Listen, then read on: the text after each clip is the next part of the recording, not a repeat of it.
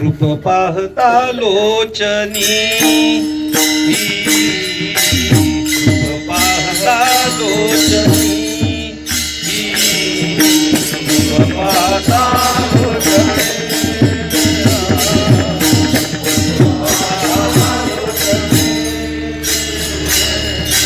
रूप पाहता लोचनी, रूप पाहता लोचनी,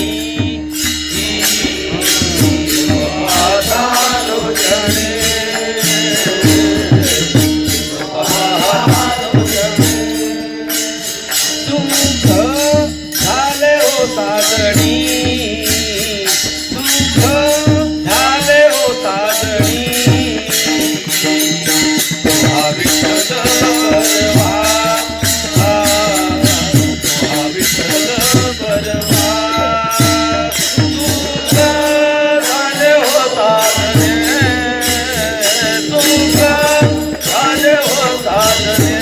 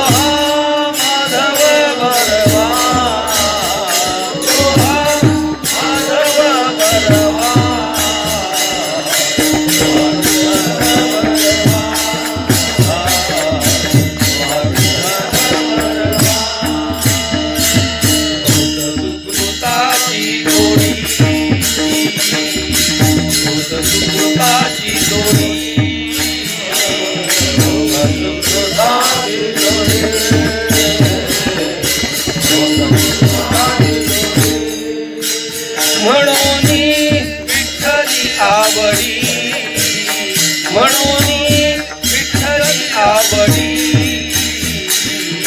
हा विठ्ठल बरवा, हा विठ्ठल बरवा, म्हणून विठ्ठले आवडे, म्हणून विठ्ठले आवडे,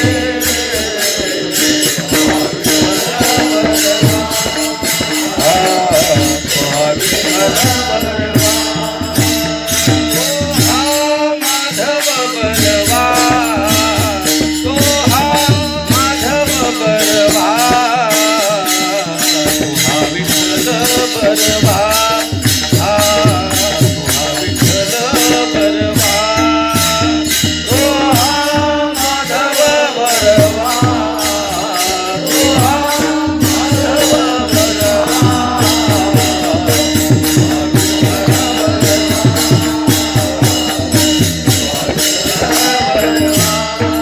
सर्व सुखाचे आगर,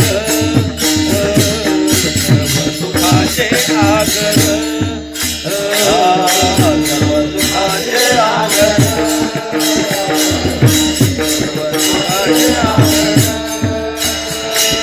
सर्व सुखाचे आगर, सर्व सुखाचे आगर, सर्व सुखाचे आगर, सर्व सुखाचे आगर, बाप रखुमादेवीवर, बाप रखुमादेवीवर, विठ्ठल बरवा, विठ्ठल बरवा,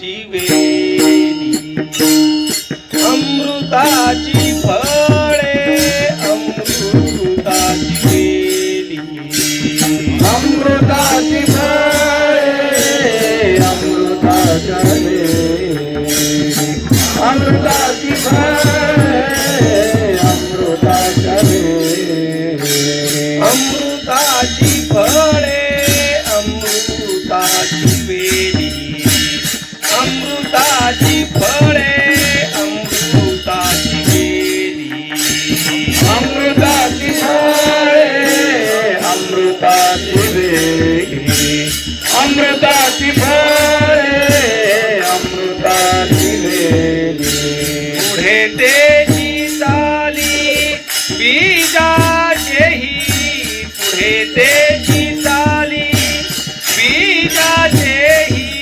बीजाचेही ऐतिहाचा संग देई नारायणा ऐतिहाचा संग देई नारायणा पुढे ते बिचारी बिचारी पुढे ते बिचारी बिचारी ऐतिहाचा संग दे नारायण ऐतिहाचा संग दे नारायण ओलावा वचन दयाचिया ओलावा वचन दयाचिया दयाचिया ऐतिहाचा संग देई नारायणा ऐतिहाचा संग देई नारायणा बोलावा वचन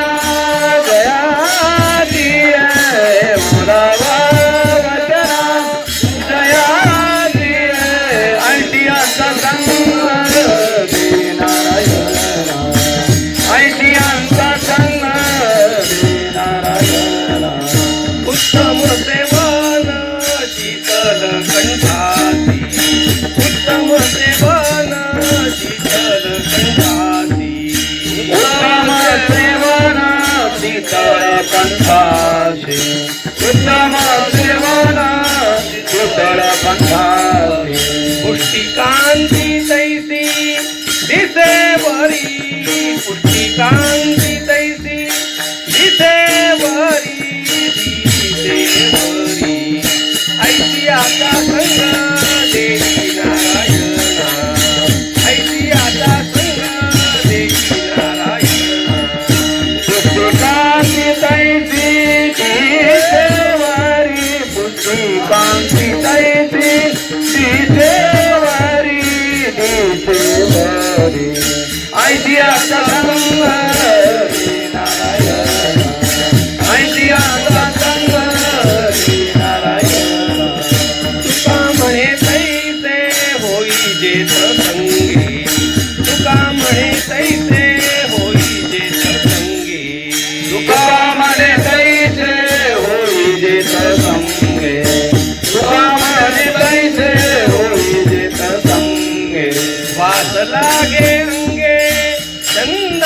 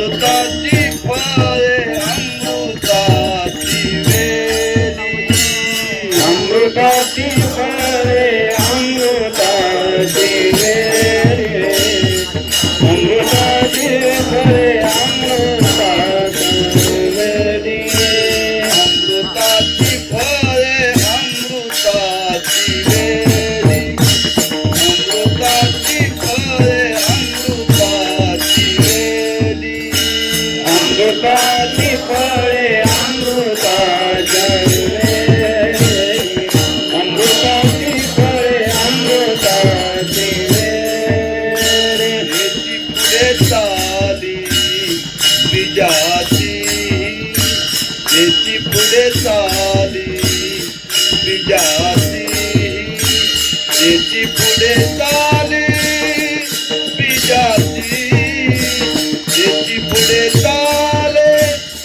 बीजाची ऐशियाचा संग देई नारायणा ऐशियाचा संग देई नारायणा त्याची पुढे चाले बीजाचे त्याची पुढे चाले बीजाचे त्याची पुढे चाले बीजाचे पुढे त्याची चाले बीजाचे ऐशियाचा संग देई नारायण ऐशियांचा संग देई नारायण अमृताची फळे अमृताची वेली अमृताची फळे अमृताची वेली अमृताची फळे अमृताची वेली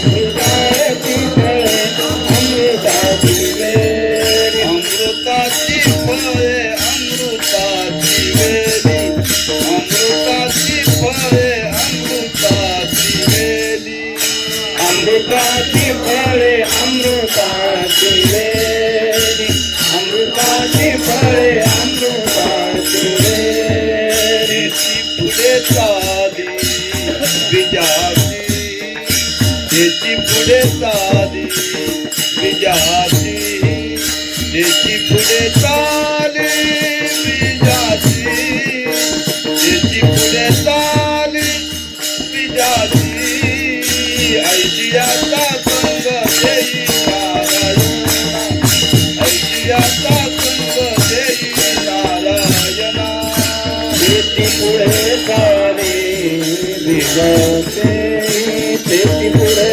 चाले बीजाचे त्याची पुढे चाले बीजाचे त्याची पुढे चाले बीजाचे ऐशियांचा संग देई नारायण ऐशियांचा संग देई नारायण बोलावा वचना दयाचिया बोलावा वचना दयाचिया बोलावा वचना दयाचिया बोलावा वचना दयाचिया ऐशियाचा संग देई नारायणा ऐशियाचा संग देई नारायणा भोला भावचना जयंतिया भोला भावचना जयंतिया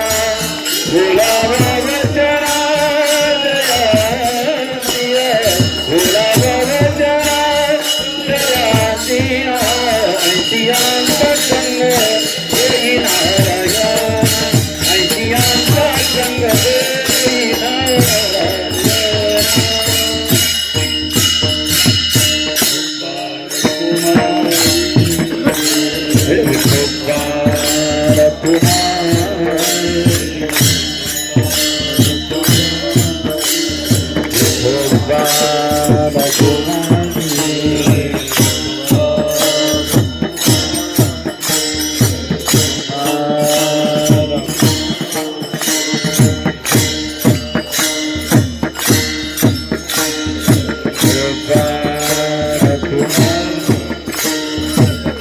God.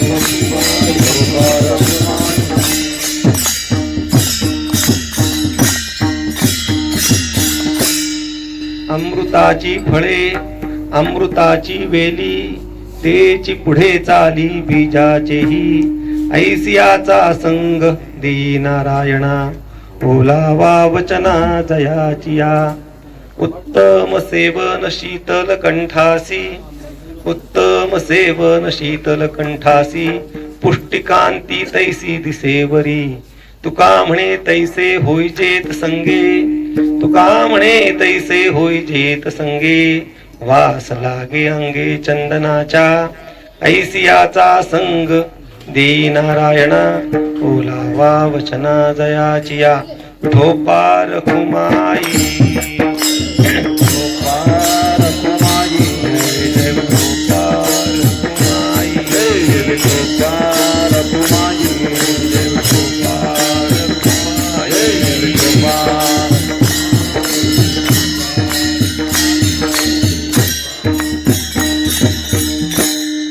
प्रस्तुत हा सेवेसाठी घेतलेला अभंग संत श्रेष्ठ जगद्गुरु तुकोबार यांचा असून या अभंगामध्ये जगद्गुरु तुकोबार यांनी सत्संगतीचं महत्व प्रतिपादन केले. यथामती आणि यथाकाल या अभंगाचं चिंतन करण्याच्या पूर्वी आजच्या सेवेचं प्रवृत्तीनिमित्त जाणून घेऊ आणि मग दिलेल्या वेळेच्या मर्यादेमध्ये या अभंगाचं काहीसं चिंतन करण्याचा आपण प्रामाणिक प्रयत्न करतो. हा जो आजचा हरिनाम संकीर्तनाचा कार्यक्रम आहे तो हरिभक्तीपरायण राऊत महाराज यांच्या पितृचरणांच्या 55व्या पुण्यस्मरणाच्या निमित्तानं हा कार्यक्रम या ठिकाणी होतो.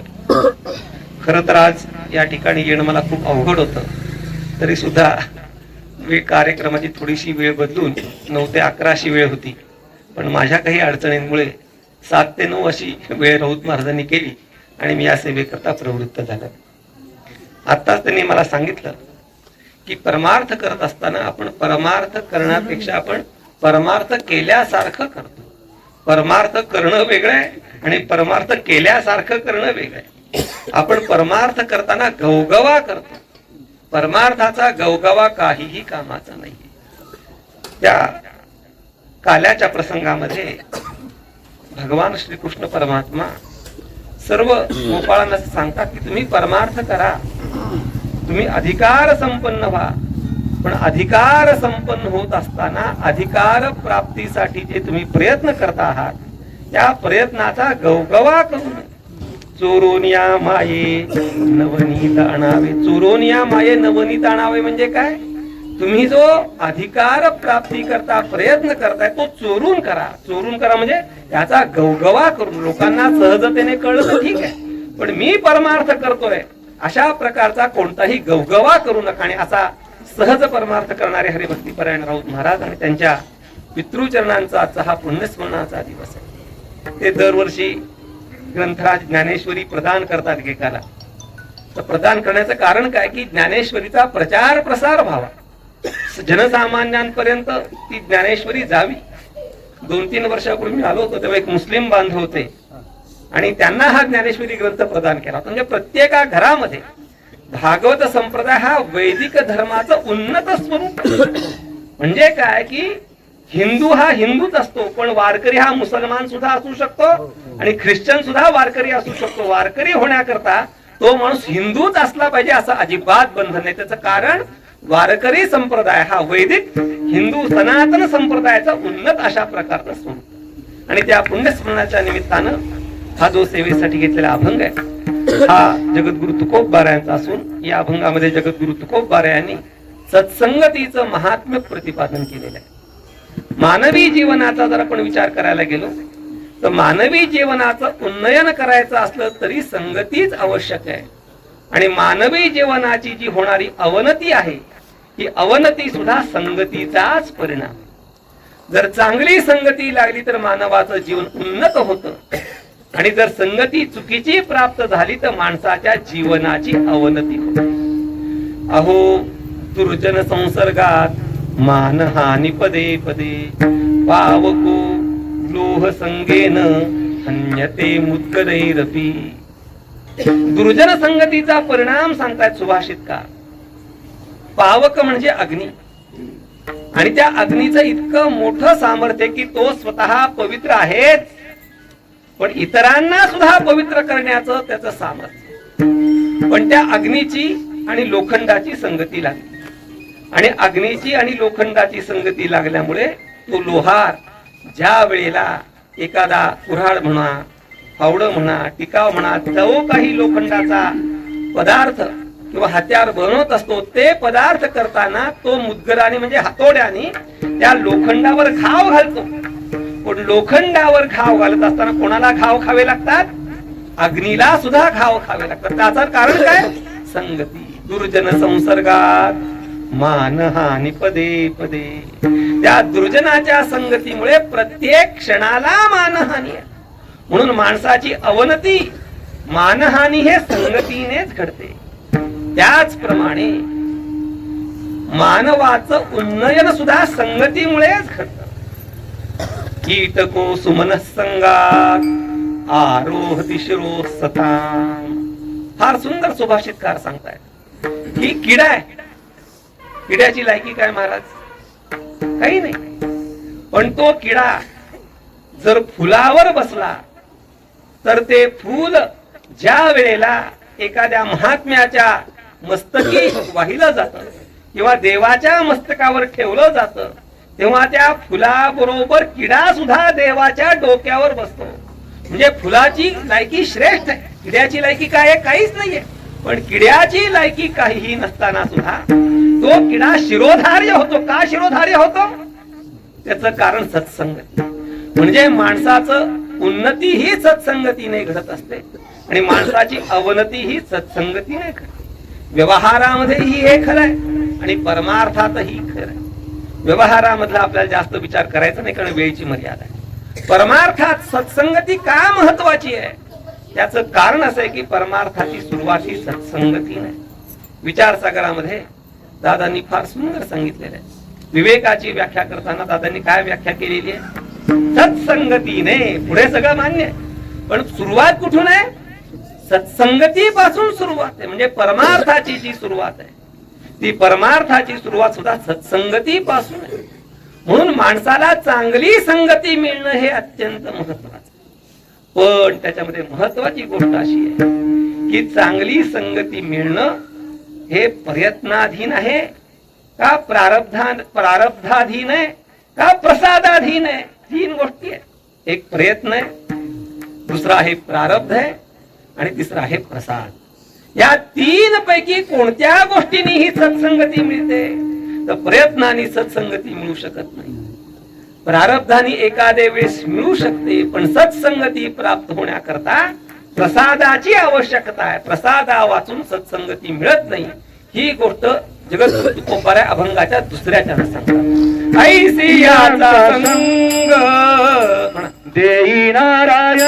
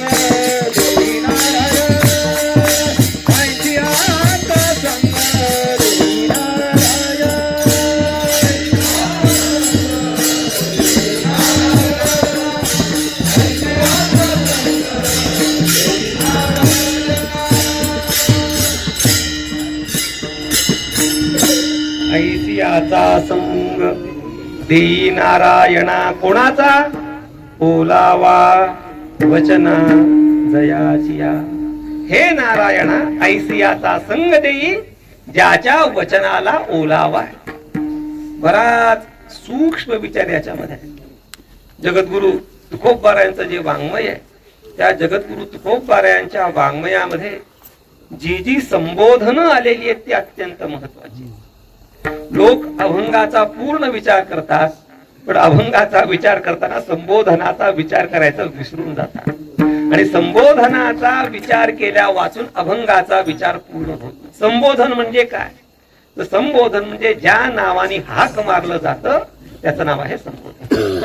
आता यांना आम्ही भट साहेब म्हटलं किंवा भट गुरुजी म्हटलं तर भट गुरुजी काय झालं संबोधन झालं. म्हणजे ज्या नावाने आपण एखाद्याला हाक मारतो ज्या नावाने एखाद्याला बोलवतो ते झालं संबोधन. या ठिकाणी संबोधन काय हे नारायणा नारायणा काय कर ऐसियाचा संग देई. तर तुकोबारायांनी नारायणा हे संबोधन का वापरलं. देवाला किती नाव आहेत अनंत. हरी अनंता हरिकथा अनंत. देवाची नावं अनंत आहेत आणि अनंत हे देवाचं एक नाव. मग अनंत नावांपैकी या अभंगामध्ये जगद्गुरु तुकोबारायांनी नारायणा हेच का संबोधन वापरलं. हे संबोधन का वापरलं हे कळण्याकरता पहिल्यांदा नारायण शब्दाचा अर्थ काय हे कळलं. तर नारायण शब्दाचा अर्थ फार सूक्ष्म आहे. नार आयनम ज्याचं नार आयन आहे त्याचं नाव आहे नारायण.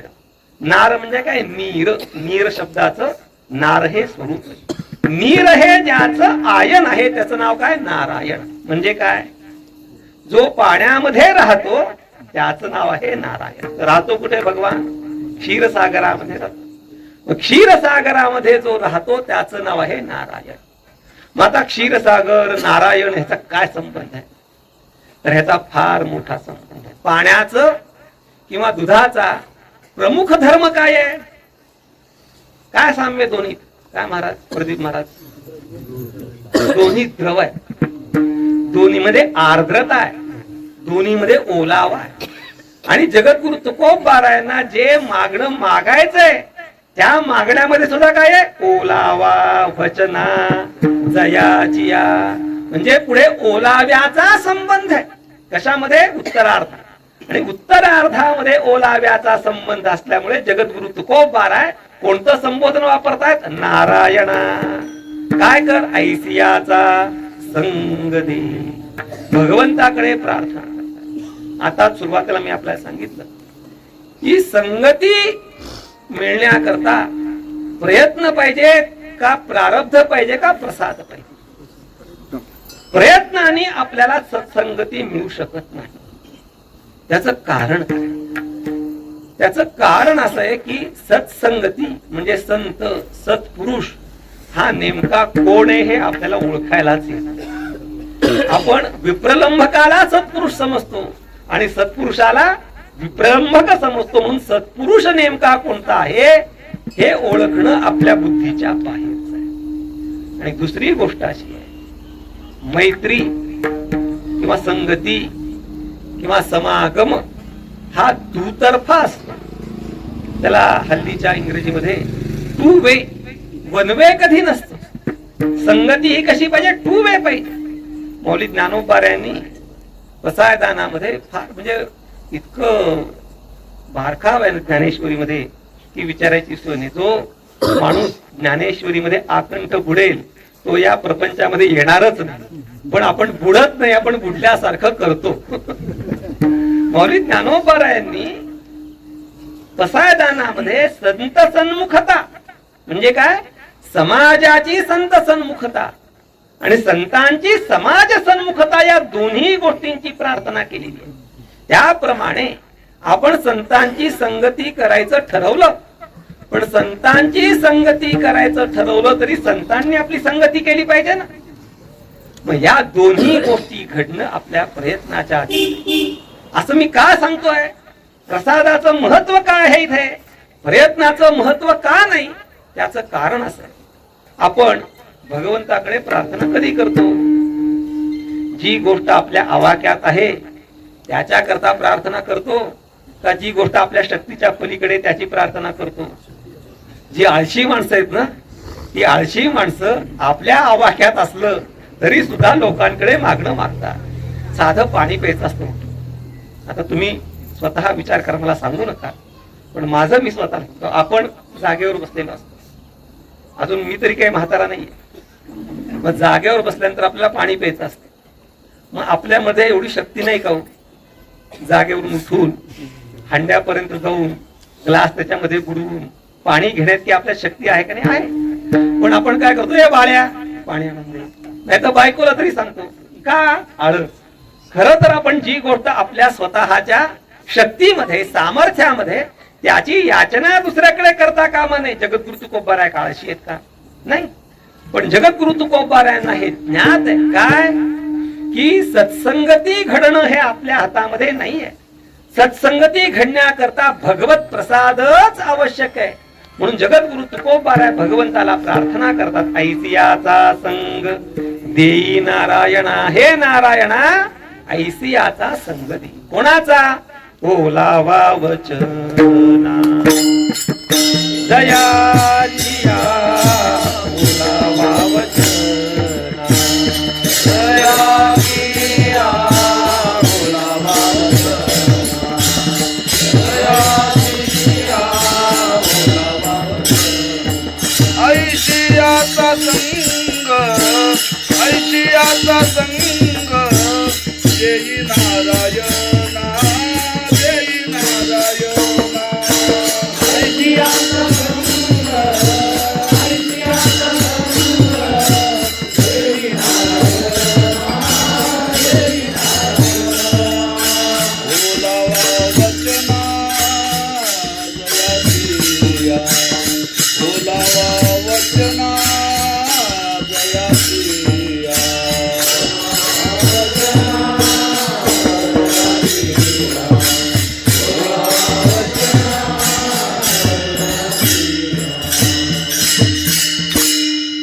ऐसियाचा संग, ऐसियाचा म्हणजे कैसियाचा?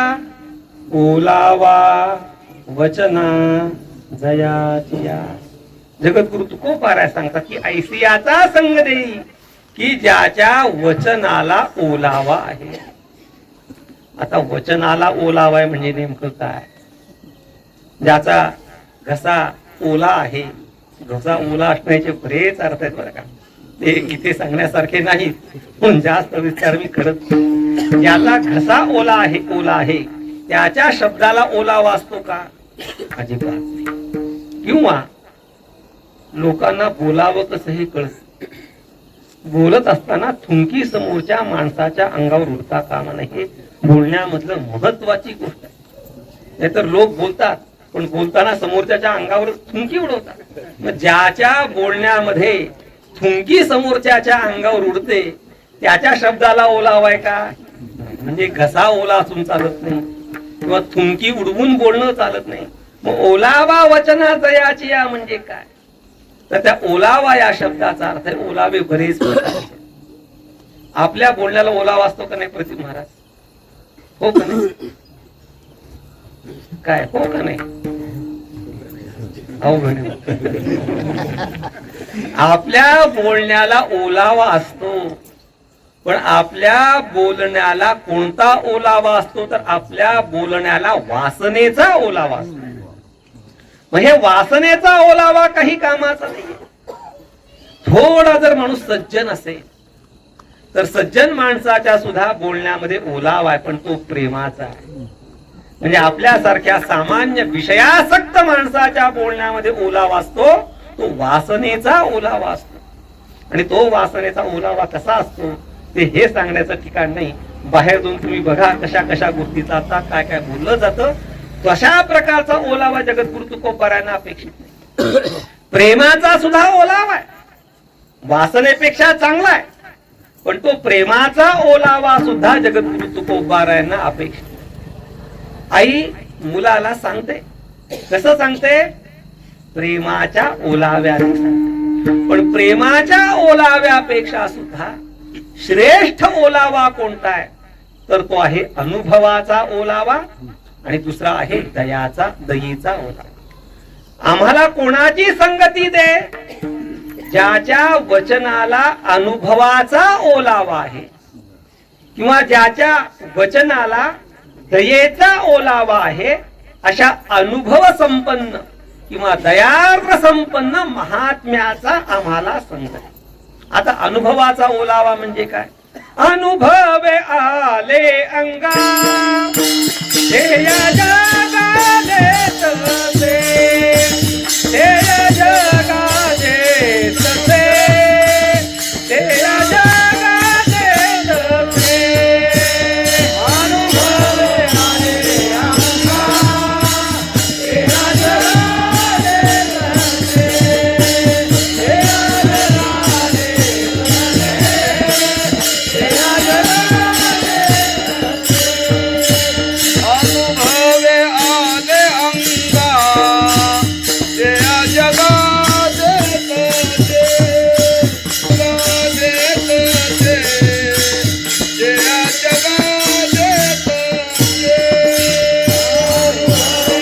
ते जगा देत असे, देत असे, ते जगा देत असे. हवे आले अंगा ते या जगा देत असे. गुरुवर महाराज हे खरं शब्द निर्माण करतात बरं का. अनेक शब्द म्हणतात, जो 50-60 वर्ष आपण ऐकताय तर गुरुवर महाराजांचे शब्द ते स्वतः निर्माण करत. काय पूर्णानंद महाराज अनेक शब्द, तर गुरुवर महाराजांचा एक शब्द आहे, अनुभव रसाने ओथंबलेले त्यांचे बोल आहे. हा शब्द जगात कोणीही वापरत नाही, गुरुवर महाराजांचा शब्द आहे. म्हणजे त्याच्या वचनाला कशाचा ओलावा आहे? अनुभव रसाचा ओलावा. त्याचा फळे उपदेश. पुढे काय? शिष्याशी शिष्याची जो नेगे सेवा, माने देवा सारखी त्याचा फळे उपदेश. कोणाच्या उपदेशाला फलद्रुपता आहे? ज्याचे बोल हे अनुभव रसाने ओथंबलेले आहेत त्याचाच उपदेश फलद्रुप. एक घडलेली गोष्ट सांग. आपल्या महाराष्ट्रामध्ये भंडारा नावाचा जिल्हा पार टोकाला, की ज्याच्या पुढे पार आदिवासी नक्षलवादी सगळा तो भाग आहे. त्या भंडारा जिल्ह्याच्या ठिकाणी 3 दिवस माझी व्याख्यानं ठेवली होती आणि खूप असे उच्च शिक्षित लोक, प्रिन्सिपल, जजेस, पोलीस, मोठे मोठे लोक यायचे. मग ते व्याख्यान झाले, 2 दिवस झाले. दुसऱ्या दिवशी एक कॉलेजचे जे प्राचार्य होते ते मला भेटायला आले. ते म्हणाले, तुम्ही एवढा लांबून आला आहात, तुम्ही व्याख्यान सुद्धा खूप चांगलं करताय, विषय तुम्ही मांडणी खूप चांगली करताय, पण म्हटले तुम्ही एवढं अगदी पोट तिडकीने सांगून, एवढी विषयाची एवढी सुंदर मांडणी करून तुम्ही जे काही सांगताय त्याचा परिणाम या लोकांवर होणार नाही. म्हटले काय उपयोग नाही आमच्या गावच्या लोकांचा. तुम्ही एवढं सांगताय सगळं चांगलं चाललंय, पण याचा उपयोग फक्त ऐकतात आणि जातात. त्यांच्या जीवनामध्ये याचा तुम्ही काहीच ते आचरणात आणणार नाही. काय ह्याला उपाय? तर त्यांना मी सांगितलं, म्हणजे खरं सांगितलं, की ते माझ्या बोलण्याप्रमाणे वागणार नाहीत हे मला सुद्धा माहिती, पण ते माझ्या सांगण्याप्रमाणे वागणार नाहीत ह्याच्यामध्ये त्यांचा दोष नाही, माझा दोष. फक्त मी पोपटासारखं बोलतोय, माझ्या बोलण्यामध्ये अनुभवावर असं संपन्नता नाहीये. गुरुवर महाराजांच्या शब्दामध्ये सांगायचं झालं तर माझ्या बोलाच्या मागे माझी जीवनशक्ती नाहीये. कोणाचा बोल फळतो? ज्याच्या बोलाच्या मागे त्याची जीवनशक्ती आहे त्याचाच बोल फलत असतो, त्याचंच बोलणं परिणामकारक होतं. आमच्या बोलण्याचा परिणाम होतो किती वेळ? कीर्तनातनं या रस्त्यापर्यंत जाईपर्यंत पुन्हा नाही. का? आम्ही तसं वागत नाही ना. त्या ठिकाणी एक सुभाषित आहे, स्मशानांते पुराणांते मैथुनांते च यामती सामती प्रत्यभिज्ञस्यात् कोण बंधात विमुच्यते. कीर्तनाच्या अंती, पुराणाच्या अंती जी मती आहे ती मती जर कायम राहील तर कोण मोक्षाला पावणार नाही, तर प्रत्येक जण मोक्षाला पावेल. पण ती मती कायम राहत नाही, त्याच्या मागे श्रोत्यांचा दोष नाही, वक्त्याचा दोष. कारण की वक्त्याचे बोल हे अनुभव रसाने ओथंबलेले नाही. म्हणून कोणाचा संग देई? ओलावा वचना जयाचिया. कोणता ओलावा? अनुभवाचा ओलावा. दुसरा ओलावा आहे दयेचा ओलावा. संतांच्या बोलण्यामध्ये दयेचा ओलावा आहे. भूतांची ते दया भांडवल संता, भूतांची ते दया भांडवल संता, भूतांची ते दया भांडवल संता, भूतांची ते दया भांडवल संता. नाही देही आपुली ममता, नाही देही आपुले ममता, नाही देही आपुले ममता, नाही देही. भूतांची दया हे भांडवल संता, आपुले ममता नाही देई, आपुले ममता नाही देई. भूतांची दया हे भांडवल संता, आपुली ममता नाही देही, आपुली ममता नाही देही. भूतांची दया हे भांडवल संता, आपुली ममता नाही देई. लोक विचार करताना फक्त पूर्वार्धाचाच विचार करतात. कुठला? भूतांची दया हे भांडवल संता, हे महत्वाचं नाहीये, पुढचं महत्वाचं आहे. आपुली ममता नाही देही. देहाची ममता आणि दया यांचा काही संबंध आहे का? काय प्रश्न महाराज? देहाविषयी असणारी ममता आणि भूतांची दया यांच्यात काही संबंध आहे का? तसं जर बघायला गेलं तर काही संबंध नाहीये. भूतांची दया करणं आणि शरीराविषयी तादात्म्य बुद्धी असण्याचा काही संबंध नाही, पण फार मोठा संबंध आहे. ज्याची देहाविषयी ममता आहे, ज्याची देहात्मत्व बुद्धी जागी आहे, तो दया करू शकत नाही. देहात्मत्व बुद्धी संपन्न माणूस जे काही करतो ते सगळा स्वार्थ आहे. दया कोण करू शकतो? ज्याची देहाविषयी आत्मत्व बुद्धी नाही, तोच दया करू शकतो. आम्ही दया करू, पण कोणावर दया करू? जो आमच्या कामाला येणार आहे त्याच्यावरती. का? कारण की आमची देहात्मत्व बुद्धी जागे. पण संतांचं तसं नाही. आपुली ममता नाही देही, भूतांची दया हे भांडवल संता. महत्वाचं आहे त्यांची देहात्मत्व बुद्धी नाहीये. आणि अशी देहात्मत्व बुद्धी रहित असे जे संत आहेत त्यांच्या ठिकाणची जी दया आहे, ओलावा वचना दयाची. म्हणून एक अनुभव संपन्नता तर असली पाहिजे, नाहीतर दयार्द्रता संपन्नता असली पाहिजे. आणि या संपन्नतेने जे बोलणं आहे त्याचं नाव आहे ओलावा वचना दयाची. पण व्यवहारामध्ये हा ओलावा लोकांना चालत नाही. दयार्द्र बोलणं कोणाचं समजतात व्यवहारामध्ये? जो तुमची स्तुती करेल त्याचं बोलणं काय आहे? ओलाव्याने संपन्न आहे. गुरुवर महाराज नेहमी सांगतात, समोरच्या माणसाच्या दुःखाला जर आपण कुरवाळलं तर तो माणूस म्हणतो हा खरा ह्याच्या बोलण्यामध्ये ओलावा आहे. कोणालाही त्याच्या सुखाला कुरवाळलेलं चालत नाही. त्याच्या कशाला कुरवाळलं पाहिजे? दुःखाला. अरे बापरे, तुम्ही काय कष्ट करता, राब राब राबता, पण तुमची मुलं तुम्हाला विचारत नाही. किती कष्ट, किती दुःख, बापरे मला तुमचं दुःख बघवत नाही.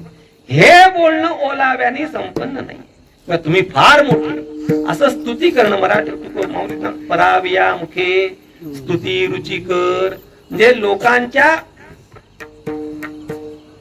कडून स्तुती ऐकून घेणं किंवा आपल्या दुःखाला कुरवाळणं असं जे बोलणं आहे ते ओलाव्याने संपन्न बोलणं नाही, तर अनुभवरसाने ओथंबलेलं किंवा दयेनं ओथंबलेलं जे बोलणे ओलावा वचना दयाची. या म्हणून ऐसियाचा संग देई नारायणा ओलावा वचना दयाची. असे अनुभव संपन्न किंवा दया संपन्न जे संत आहेत त्यांची मला तू संगती दे, अशी प्रार्थना जगद्गुरु तुकोबारायांनी नारायणाकडे म्हणजे भगवंताकडे केली. मग हे संत नेमके आहेत कसे त्याचं उदाहरण देऊन जगद्गुरु तुकोबाराय पहिल्या चरणामध्ये अमृताची फळे, अमृताची फळे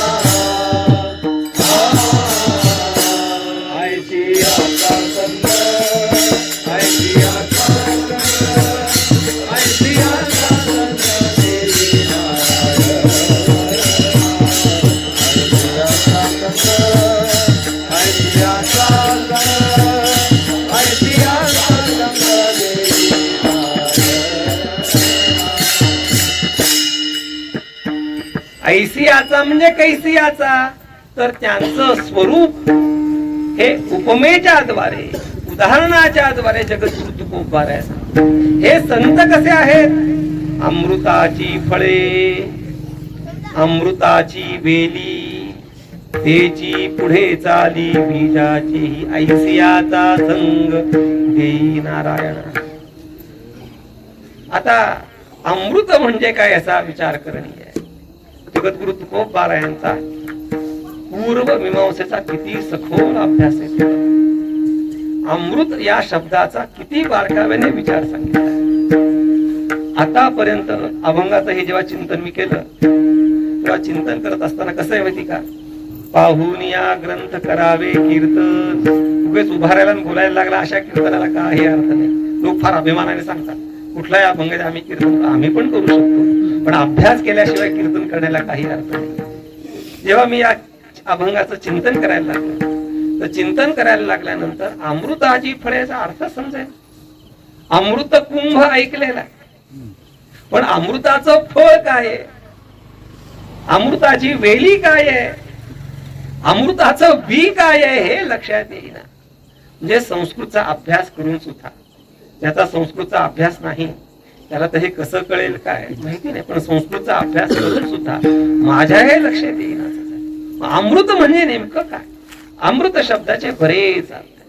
जे काळकूटाचे सहोदर हा पहिला अमृत शब्दाचा अर्थ आहे. लक्ष्मी, कौस्तुभ, पारिजात, कसुरा आहे ना मंगलाष्टक, त्या शेवटी काय अमृत.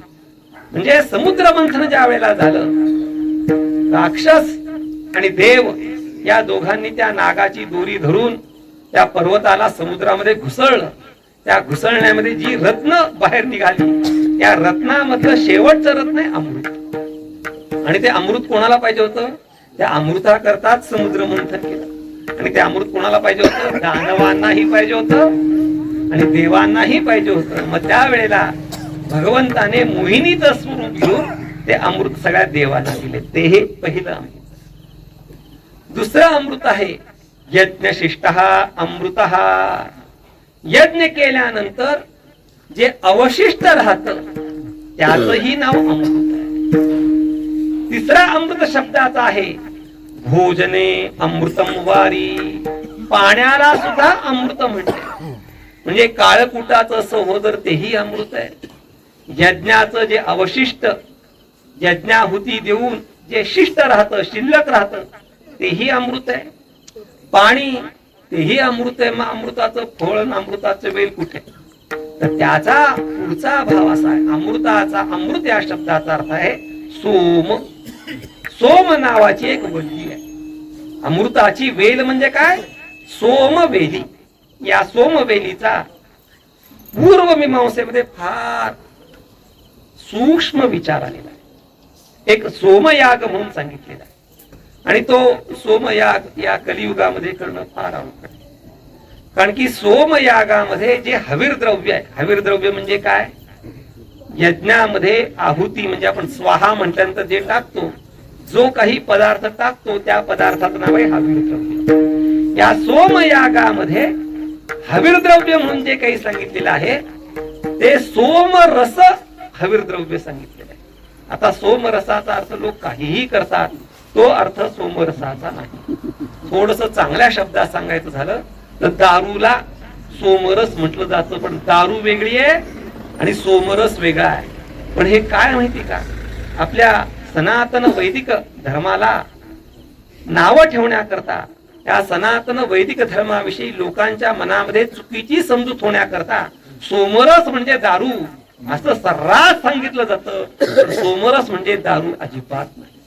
सोमरस वेगळा आहे आणि हे जे हल्ली लोक पित आहेत ती पदार्थ वेगळा आहे. सोम नावाची वल्ली आहे आणि ही सोमवल्ली, या सोमालाच काय म्हणले? अमृत असं म्हणले. म्हणून अमृताची फळे, अमृताची वेली, त्या सोमवल्लीविषयी बराच शास्त्रामध्ये विचार सांगितलेला आहे.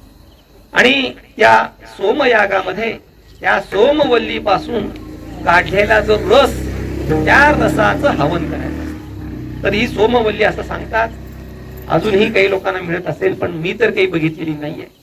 पण शास्त्र सांगते म्हणजे ती वनस्पती आहे. शास्त्र असं सांगतं की ती वल्ली हिमालयामध्ये मिळते. पहिली गोष्ट काय झाली, हिमालयात. दुसरं काय तर त्या सोमवल्लीचं दुसरं वैशिष्ट्य असं आहे, ज्याप्रमाणे सोम या शब्दाचा दुसरा अर्थ काय, चंद्र. तर ती वल्ली, ती वेल, ती चंद्राशी संबंधित आहे म्हणून तिचं नाव आहे सोमवल्ली. तर त्या सोमवल्लीचं वैशिष्ट्य काय तर पहिलं ती हिमालयात मिळते, दुसरी ती दुर्मिळ आहे, तिसरी गोष्ट अशी आहे की ज्याप्रमाणे प्रतिपदेपासून पौर्णिमेपर्यंत चंद्राची कला जशी जशी वाढत जाते तसं तसं त्या सोमवल्लीला एक एक एक एक पान फुटत जाते आणि प्रतिपदेपासून पुन्हा अमावस्येपर्यंत त्या सोमवल्लीचं एक एक पान गळत जाते. म्हणजे ज्याप्रमाणे चंद्र वाढतो त्याप्रमाणे तिला पान येतं आणि ज्याप्रमाणे चंद्र अमावस्येकडे जातो त्याप्रमाणे तिचं एक एक पान गळत जातं. हे त्या सोमवल्लीचं महत्वाचं वैशिष्ट्य. आणि ती सोमवल्ली कशी आहे, शीतल आहे. सोमवल्ली ही अमृताप्रमाणे आहे. सोमवल्ली ही मानवाला दीर्घायुष्य देणारी आहे. त्याला अनुसरून जगद्गुरु तुकोबाराय सांगतात अमृताची फळे म्हणजे सोमवल्लीची फळं. पुढे काय सांगतात, अमृताची वेली, ती अमृताची म्हणजे सोमवल्ली. आणि पुढे सांगतात अमृतेची पुढे झाली बीजाची, म्हणजे त्या सोमवल्लीला येणाऱ्या फळाचं बीज. त्याप्रमाणे हे संत आहे म्हणजे काय तर त्याप्रमाणे हे संत आहेत म्हणजे काय, ज्याप्रमाणे सोमवल्ली ही दुर्मिळ आहे त्याप्रमाणे संत हे सुद्धा दुर्मिळ आहे. पुण्य फळले बहुता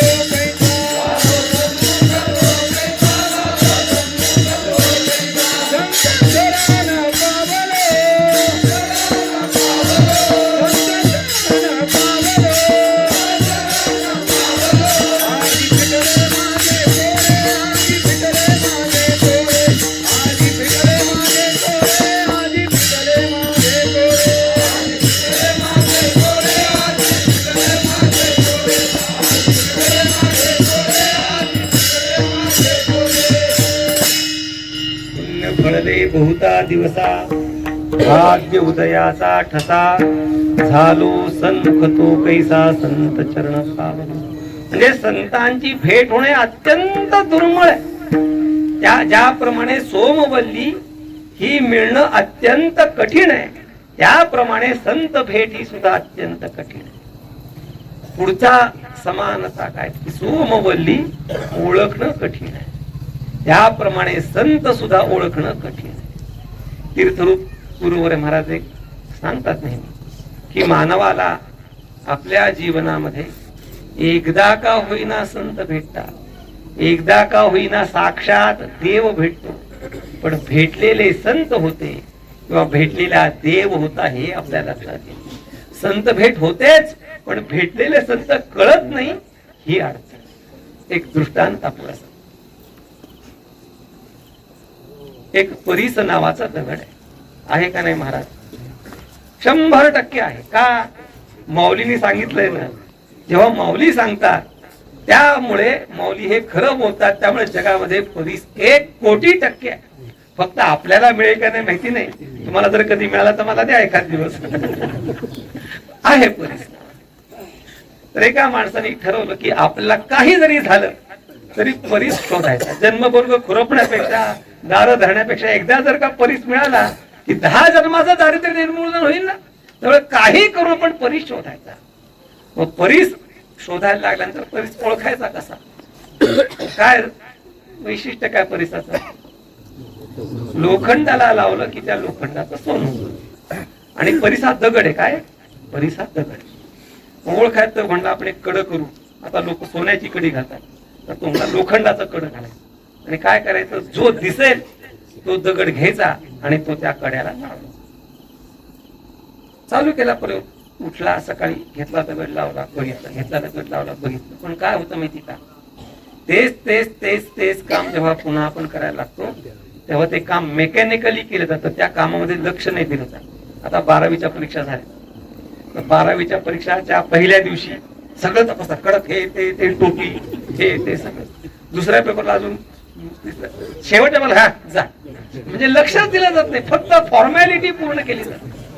तर पहिल्यांदा तो दगड घ्यायचा, लावायचा, बघायचा, दगड घ्यायचा, लावायचा, बघायचा. एक 4-8 दिवस गेल्यानंतर फक्त तो काय करायचा? दगड घ्यायचा, लावायचा, बघायचा, राहूनच जायचा. मग एक दिवस संध्याकाळी घरी आला आणि घरी आल्यानंतर त्याने बघितलं तर कड सोन्याचं. पण कड सोन्याचं झालं असलं तरी सुद्धा कोणत्या दगडाने झालं होतं हे त्याच्या लक्षात आलं नाही. त्याप्रमाणे आपल्या आयुष्यामध्ये आपल्याला देव संत भेटतात, पण ते संत किंवा देव आपल्याला ओळखता येत. ज्याप्रमाणे सोमवल्ली ओळखता येत नाही त्याप्रमाणे संतही ओळखता येत. तिसरा साम्य असा आहे की आता मी तुम्हाला काय सांगितलं? सोमवल्लीचं वैशिष्ट्य, प्रतिपदेपर्यंत पानं वाढत जातात, अमावस्येपर्यंत पानं कमी होत जातात.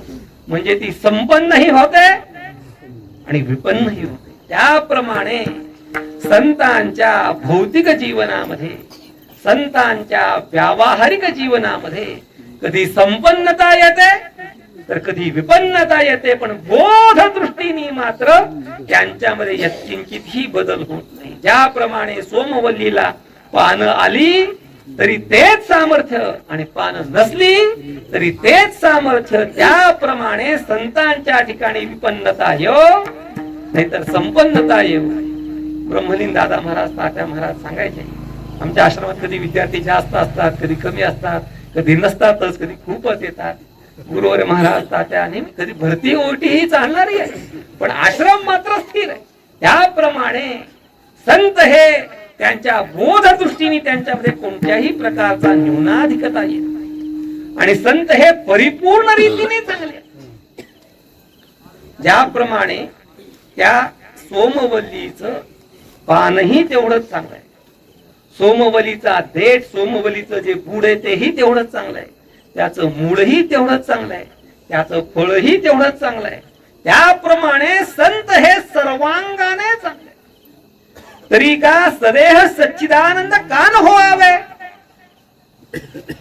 जर त्यांच्या अंतःकरणामध्ये ब्रह्मबोध आहे तर बोधाने संपन्न असलेलं शरीर ते सुद्धा पूजनीय.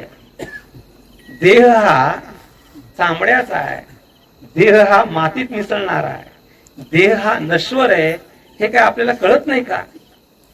मग आपण जेव्हा सद्गुरूंची पूजा करतो, संतांची पूजा करतो, तेव्हा पूजा त्यांच्या आत्म्याची करतो का देहाची करतो? काय महाराज?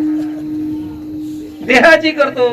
देह तर मातीत मिसळणार आहे, म्हणजे मातीत मिसळणार आहे त्याची आपण पूजा करतो. एवढी आपल्याला अक्कल नाही का हो की ज्याची म्हणजे मातीत मिसळणार आहे त्याची पूजा करू नये? एवढी आपल्याला अक्कल. याचं कारण असं आहे की ज्या देहामध्ये, ज्या अंतःकरणामध्ये बोध राहतो ते अंतःकरणही पूज्य आहे आणि तो देहही पूज्य आहे. ज्याप्रमाणे हिरा असतो आणि हिरा चिंधीमध्ये बांधून ठेवलेला असतो, तेव्हा हिऱ्याला सांभाळताना चिंधीलाही सांभाळावं लागतं. आता माता वर्गांना हा चांगला दृष्टांत माहिती आहे. ते म्हणतात या हिऱ्या करता या चिंधीला सांभाळून घ्यावं लागतं. कोण हिरा आणि कोण चिंधी ते मी आता सांगत नाही. म्हणून ज्याप्रमाणे ती सोमवल्ली परिपूर्ण रीतीने उपयुक्त आहे, परिपूर्ण रीतीने ती लोकांना फल प्रदान करणारी आहे, त्याप्रमाणे संत हे परिपूर्ण रीतीने फल प्रदान करणारे.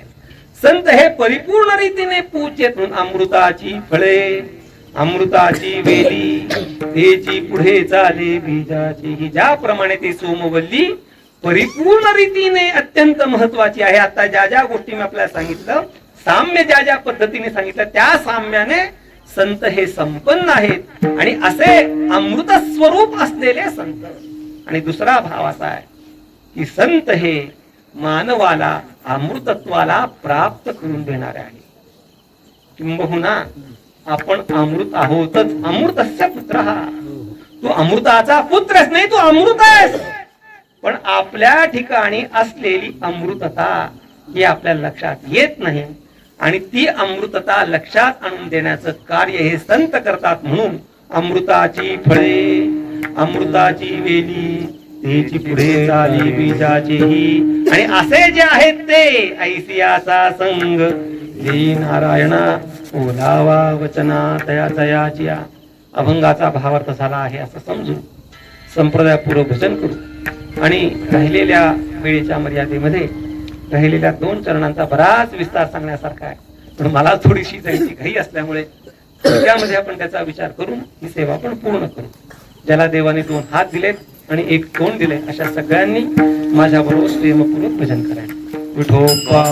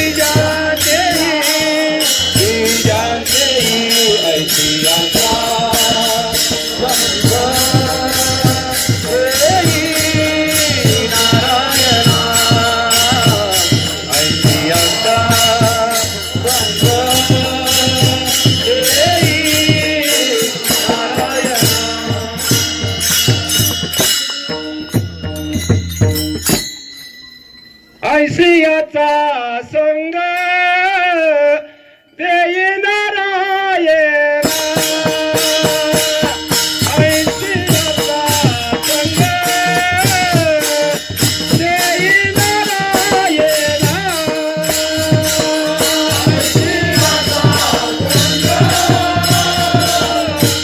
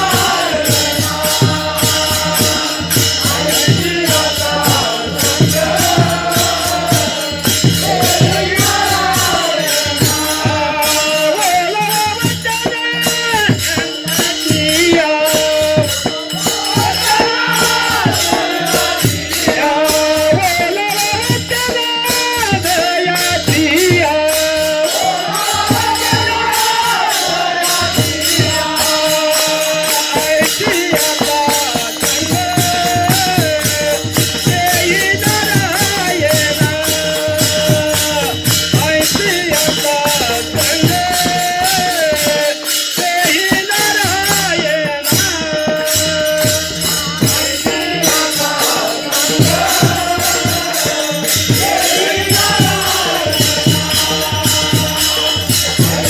याचा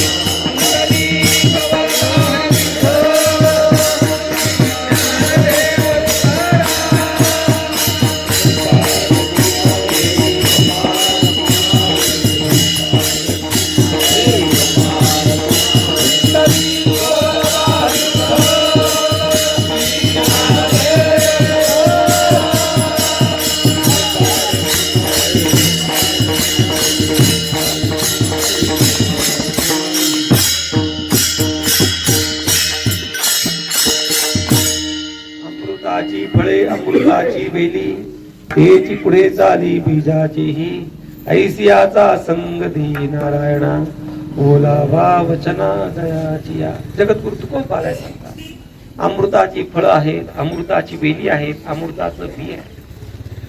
आणि त्या अमृताच्या फळाची, अमृताच्या वेलीची, अमृताच्या बियाचं वैशिष्ट्य काय आहे ते महाराज अभंगाच्या तिसऱ्या चरणात उत्तम सेवन शीतळ कंठाशी सेवन शीतळ कंठाशी उत्तम सेवन शीतळ कंठाशी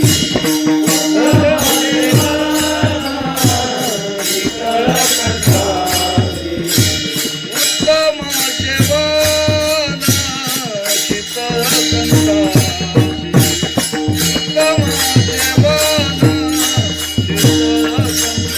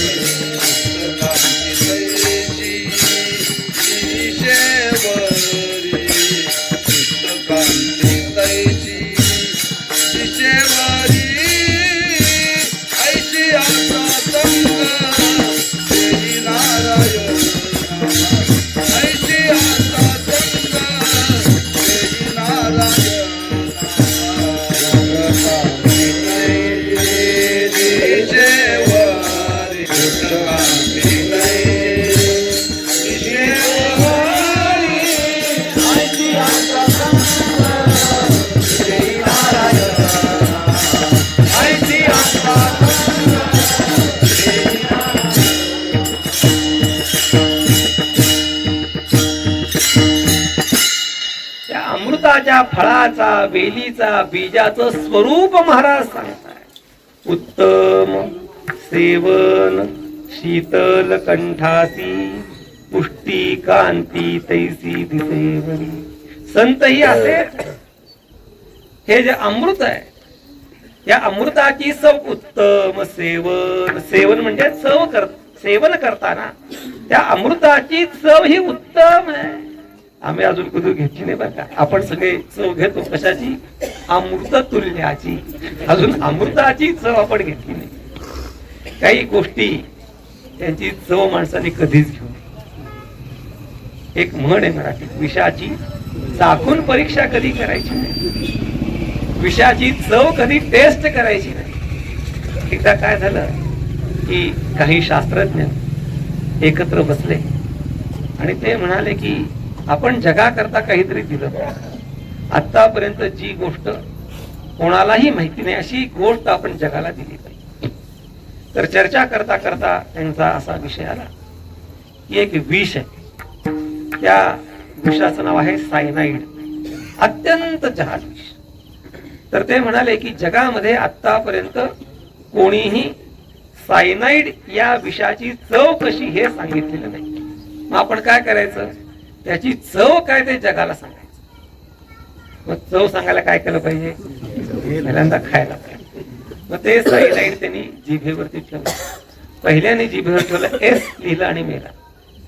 दुसऱ्याने जिभेवर ठेवलं, त्यांनी पण एस लिहिलं आणि मेला. आणि तिसऱ्याने जिभेवर ठेवलं, एस लिहिलं आणि मेला.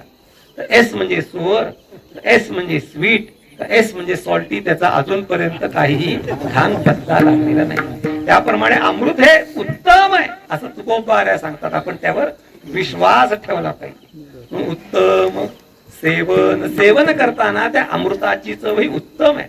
उत्तम म्हणजे गोड आहे, आंबट आहे, तिखट आहे असं काही तुकोबारायांनी सांगितलेलं उत्तम आहे एवढंच सांगितलं.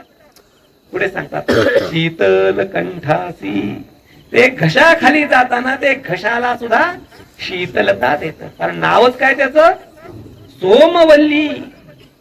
आणि सोम म्हणजे चंद्र, आणि चंद्र कसा आहे, शीतल, म्हणून ते कंठालाही शीतल आहे. आणि पुढे त्याचा होणारा परिणाम काय, पुष्टी कांती. शरीर ही धष्टपुष्ट आणि शरीरावर येणारी ही कांती दिसेवरी. जगामध्ये असा पदार्थ सापडणार नाही. काही गोष्टी तात्कालिक सुख देणाऱ्या आणि अंततोगत्वा दुःख पर्यवसायी आहे. काही गोष्टी तात्कालिक दुःख देणाऱ्या आणि अंततोगत्वा सुख पर्यवसायी आहे. पण तात्कालिकही सुख आणि अंततोगत्वाही सुख अशी गोष्ट जगामध्ये मिळणं अत्यंत दुरापास. आता आपण विचारसागर सांगता श्रवण केलंय. तुम्ही खरं सांगायचं, विचारसागर श्रवण करायला वाईट आहे का चांगला? पहिलेच भेटले तुम्ही. विचारसागरासारखा बोर ग्रंथ जगात नाही. कडबा खाणं आणि विचारसागर ऐकणं सारखंच. त्याच्याही पेक्षा काय व्याकरण, हे तर इतकं कंटाळवाणं की विचारायची सोय नाही. म्हणजे विचारसागर ऐकणं, व्याकरण अभ्यास करणं हे काय तात्कालिक दुःखदायी आहे. मी स्वतः अभ्यास केला. माझा जो परमार्थ आहे ना तो प्रारब्धाचा परमार्थ. मला बळजबरी परमार्थाला लावलं, पण आता मला त्यात आवड आहे. पण जेव्हा सुरुवातीला गुरुवारी महाराजांनी शिकवलं तेव्हा बळजबरीने शिकवलं. लहान होतो आम्ही, ते आमचे निपाणीकर गुरुजी होते, ते आम्हाला शिकवायला लागायचे. शिकवायला लागले की आम्ही ते शिकवायला लागले की पुढचं बघायचं, मागे पळून जायचं. असं ते सगळं कंटाळवाण आहे. पण अंततोगत्वा काय सुखदायी. विचारसागर ऐकल्याशिवाय मौलींचे अभंग समजणार नाही, ज्ञानेश्वरी समजणार नाही, गाथा समजणार नाही. मग त्याचा आनंद कधी आहे? विचारसागर शिकताना आनंद नाहीये. विचारसागर शिकल्यानंतर विचारसागराच्या दृष्टीने गाथा वाचल्यावर आनंद आहे. म्हणजे सुरुवातीला ते कसं आहे, गोर आहे, शुष्क आहे. खर तर वेदांत तो महारस आहे, पण तो अधिकार पाहिजे. आपल्यासारख्या अनधिकार्याला वेदांतातलं महारसता कळणं हे कठीण आहे, त्याच्यावर अनुभवणं अजून कठीण. म्हणून महारस कोणा करताय? अधिकार्या करता तो महारस आहे, आपल्यासारख्या अनधिकार्या करता तो महारस नाही. म्हणून काही गोष्टी सुरुवातीला दुःखदायी आहेत पण शेवटी. आता खेळ, लहान मुलांना खेळायला आवडतं. खेळण्यामध्ये सुख आहे का दुःख आहे? सुख आहे. पण खेळत जर बसला तर आयुष्याचा खेळ खंडोबा ठरलेला आहे. म्हणून सुरुवातीला सुख आहे, पर्यवसान दुःख आहे. सुरुवातीला दुःख आहे, पर्यवसान सुख आहे. पण ही सोमवल्ली कशी आहे? खातानाही सुख, गळ्यात गेलं तरी सुख, आणि त्याचा होणारा परिणाम पुष्टी, कांती, बरी तैसी दिसे. पुष्टीही आहे आणि कांतीही आहे. कांती म्हणजे काय? त्वचेचा तजेलदारपणा. आता टीव्ही कोण कोण बघतं मला माहिती नाही, तर टीव्ही वरती 80% जाहिराती कशाच्या असतात? त्वचा चमचमीत टवटवीत दिसण्याकरता क्रीम, पावडर. अरे क्रीम पावडरनी कधी त्वचा चकचकीत होत नाही, आतनं ती चकचकीत व्हावी लागते. पावडरवरून कधी चकचकीत होत नाही. आमच्या ब्रह्मलीन मावरती बुवा सांगायचे नेहमी. आता महिला वर्ग असो, पण हल्ली पुरुष सुद्धा पावडर लावतात. पूर्वी फक्त महिलाच लावायच्या, आता पुरुषही पावडर लावतात. कीर्तनकार पण लावतात.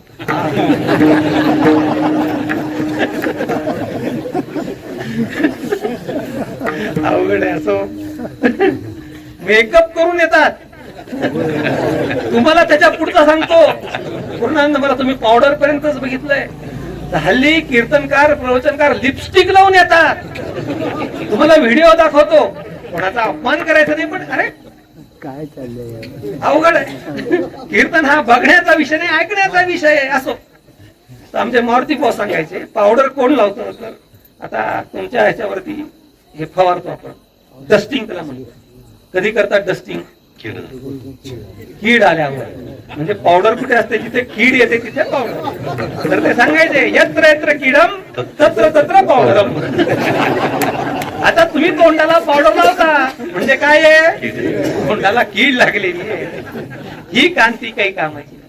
कांती कशी? ती आतून कांती आली, आणि कांती ही आहे आणि पुष्टी ही आहे. त्याप्रमाणे संतांच्या संगतीमध्येही सुख आहे, संतांच्या बरोबर राहण्यातही सुख आहे, आणि संतांच्या संगतीने अंततोगत्वा ज्याची प्राप्ती होणार आहे त्याच्यातही सुख आहे.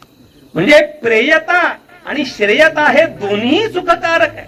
ज्याप्रमाणे सोमवल्ली किंवा अमृतवेली ही सर्व प्रकारे सुखदायी आहे, त्याप्रमाणे संतांची संगती ज्या वेळेला आपण करतो त्यावेळेलाही ती सुखदायी आहे. आणि ज्या वेळेला संतांच्या संगतीचा होणारा जो परिणाम म्हणजे मोक्ष, तोही सुखदायी. म्हणून शीतल कंठासी पुष्टिकांती तैसी दिसेवरी. आणि अशांचा ऐशियाचा संग दी नारायणा ओलावा वचना दयाचे. आणि अशा लोकांचा संग प्राप्त झाल्यानंतर नेमकं काय होतं ते दृष्टांत देऊन महाराज शेवटच्या तुका म्हणे तैसे होई जेत संगे. तुका म्हणे तैसे होई जेत संगे. तुका होई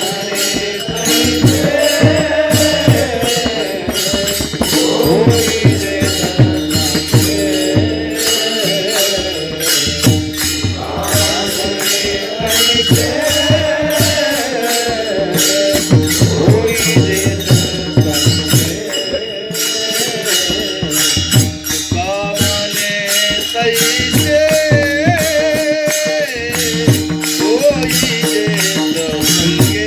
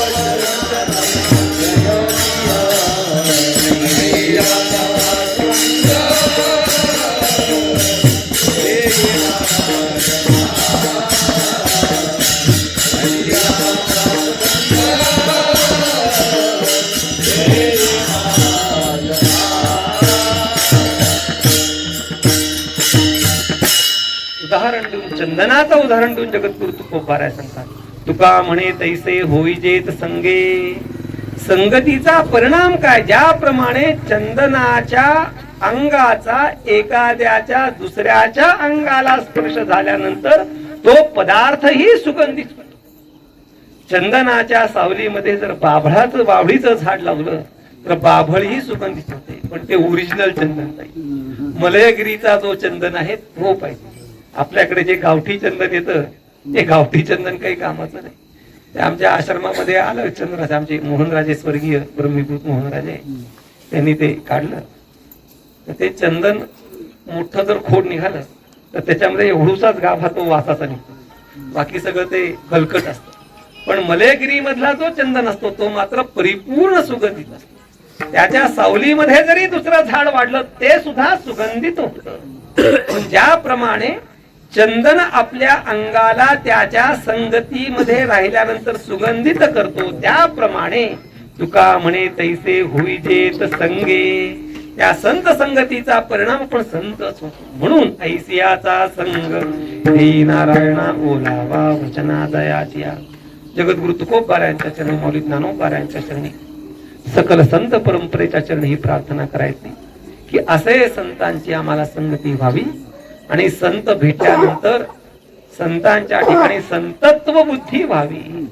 संत भेटतात पण संतांच्या ठिकाणी संतत्व बुद्धी होत नाही. अशा संतांची भेट व्हावी आणि त्यांच्या ठिकाणी संतत्व बुद्धी व्हावी. आणि सरती शेवटी ज्याप्रमाणे परिपूर्णता त्या संतांच्या जीवनाला आहे त्याप्रमाणे आपल्याही जीवनाला परिपूर्णता प्राप्त व्हावी अशी त्यांच्या चरणी प्रार्थना करतो. झालेली सेवा रुक्मिणी प्राण संजीवन बाप श्री विठ्ठलेशाच्या चरणी, तीर्थरूप गुरुवरे महाराजांच्या चरणी, तीर्थरूप सौभाग्यवती आई साहेबांच्या चरणी समर्पित करतो. या चिंतनामध्ये जे काही योग्य आहे ते माझ्या तीर्थरूप सद्गुरूंचं आहे, माझ्या सद्गुरू परंपरेचं आहे. जे अयोग्य असुष्ट ते माझ्या या मनुष्य बुद्धीत नाही. योग्य त्याचा स्वीकार व्हावा, अयोग्य माझं माझ्यापाशी राहू द्यावं. एवढं सांगून मी माझ्या चिंतनाला विराम देतो. ज्ञानेश्वर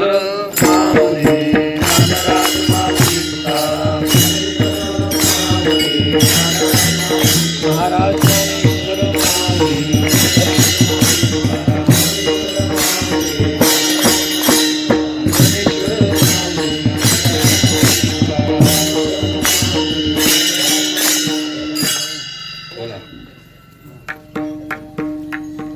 तुका म्हणे तैसे होई देत संगे. तुका म्हणे तैसे होई देत संगे. होई देत संगे. तुका म्हणे तैसे होई देत संगे. तुका म्हणे तैसे होई देत संगे. तुका म्हणे तैसे होई देत संगे.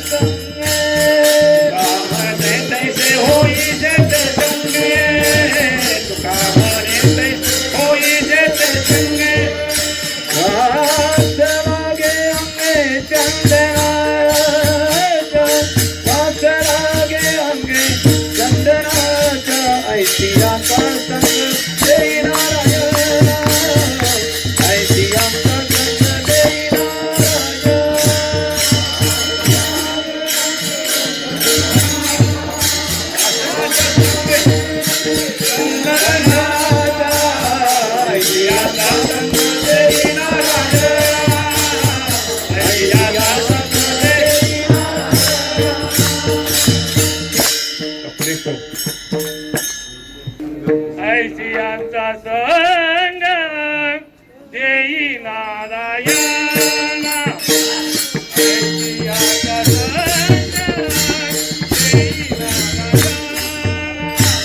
ऐसियांचा संग देई नारायणा. ऐसियांचा संग देई नारायणा.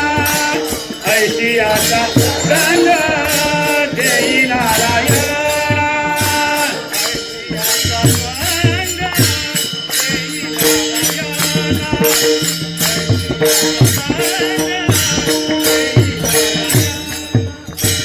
ऐसियाचा संग देई नारायणा.